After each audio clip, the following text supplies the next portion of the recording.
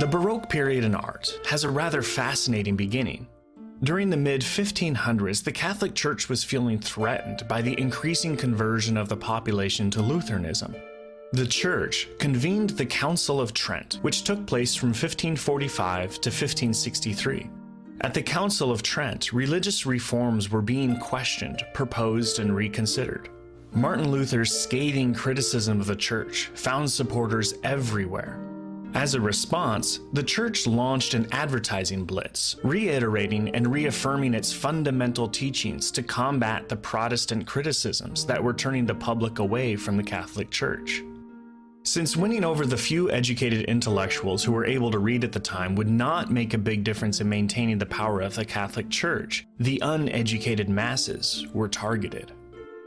Since the majority of people could not be reached via the written word, to inspire them to stay loyal, the Catholic Church and its teachings would require a medium that did not require literacy. The answer to this was clear. The Church embarked on a systematic religious advertising campaign using art. This marked the beginning of the Baroque era.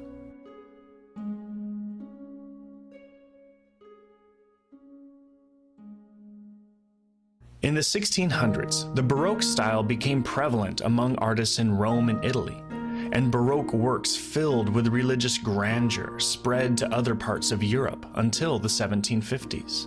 Artists were now being actively encouraged to express their faith through grand and beautiful artworks. Baroque art celebrated intense personal visions, conversions, religious visions, death, and even martyrdom. The images Baroque artists created were realistic, intense, and extravagant. Vivid use of color was becoming a more dramatic feature, and the different elements and figures of a composition could be overlapped, instead of being isolated in the center of the work. In its early years, the term Baroque was actually derogatory.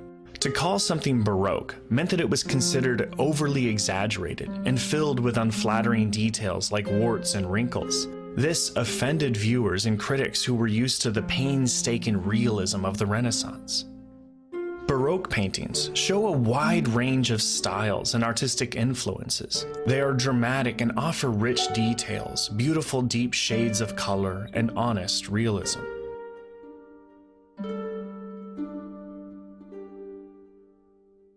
Baroque artists typically painted pictures that captured the ultimate dramatic moments that showed unfolding events taking place in real time. You were no longer left to imagine what took place during a battle. These scenes were being depicted in excruciatingly realistic detail. In fact, you might even think of many Baroque paintings as theatrical snapshots that were shown from the perception of each individual artist. A number of artists were able to establish their reputations during the Baroque years. Among these are famous names such as Rembrandt, Rubens, Poussin, Caravaggio, Vermeer, and Velasquez.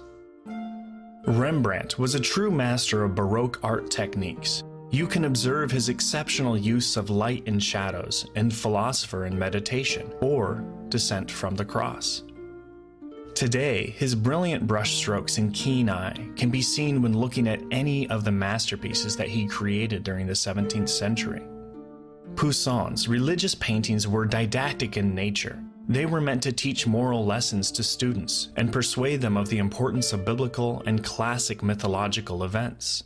The Adoration of the Magi, depicting the three kings bearing gifts to the baby Messiah, and the Adoration of the Golden Calf, illustrating a celebration of worshippers dancing around a false idol, were two of Poussin's best-known biblical paintings, meant to help viewers contemplate lessons of Christian righteousness and sin.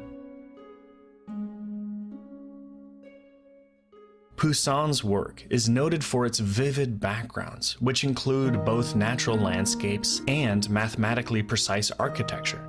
He is also credited with developing the theory of modes, which advises artists to use forms and methodology specific to the work at hand.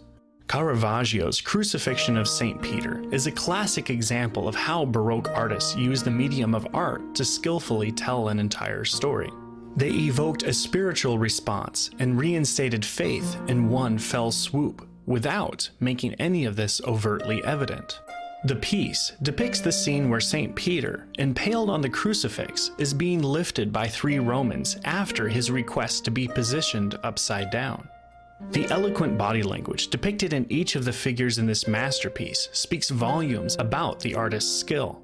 The strain of lifting Peter is very evident in the stance of the 3 men, showing that the sheer magnitude of their crime is weighing them down.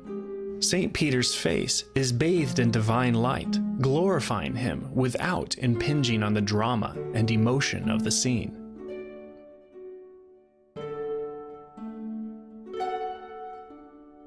One thing is very clear when you look at the artwork created by these Baroque masters. Their objective was to evoke the spirituality within, to encourage the viewer to connect with the scene that was depicted, and to cement belief in God's compassion for mankind. They sought to create a scene that was larger than life, spiritual, and capable of evoking a sense of awe. All of it was done with one goal: to communicate in a grandiose, glamorous manner a strong religious message to the masses. The Rococo movement, also known as late Baroque, gradually gained momentum, and in the 1700s, this movement replaced the Baroque period. Rococo art preserved many aspects of Baroque technique, but opted for less political themes, softer and brighter colors, and a more light-hearted tone. Although the apex of the Baroque art period is now reconciled to the pages of history books, it is important to remember that these ideas and techniques continue to exert power and influence in the art of our modern world.